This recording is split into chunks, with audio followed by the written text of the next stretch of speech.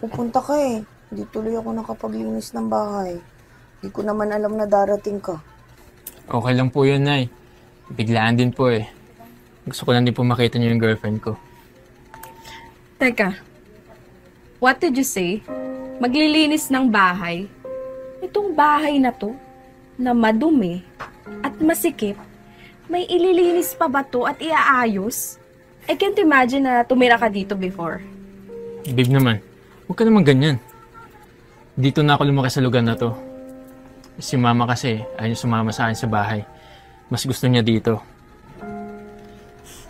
Kaya ganyan, napamahal na si Mama dito.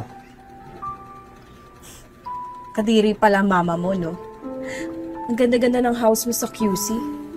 Pero, nagtitiis siya dito sa magulong bahay na to at too cute. Yak! Kung ako nga lang, hindi ako dito magtatagal ng 1 oras. Wala man lang kayong aircon? Ay, ganito na lang. Ipagluluto ko na lang kayo. Oh, anak, gusto mo ba? Bibili ako. Yung paborito mo, yung dilis, daing at saka itlog. Gusto mo ba, nak? Opo, Ma. Namimiss ko na kainin yun eh. Diyos ko? Ano ba, babe? Daing? Tuyo? Wala bang ibang food like steak or something na maayos kainin? Di ba may money ka naman? Ba't di mo bigyan yung mama mo? Babe, ano ka ba? Kaya nga kita dinala dito para makita ka ni Mama. Tsaka para makita mo kung ano yung buhay ko before. Kung alam ko lang na dito tayo pupunta, sana hindi na lang ako sumama sa'yo. Pati mo na lang ayain mama mo sa house mo. Or any fancy restaurants na may class. Hindi dito sa squatters area. Madumi na, mabaho pa.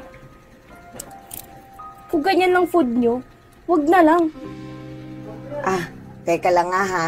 Iha, mawalang galang. Kasi kanina pa ako nagtitimpi sa'yo eh. Sobra ka na eh. Tiga saan ka ba?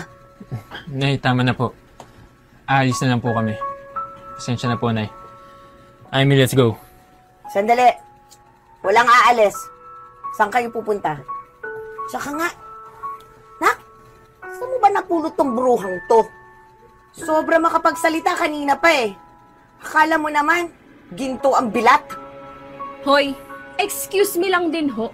At mawalang galang na din. I have condo in Manila.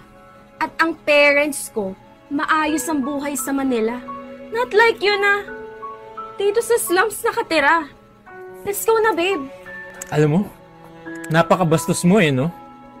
Nakakalimutan mo ata nanay ko yung kausap mo. Ano ngayon kung maayos yung buhay ng magulang mo?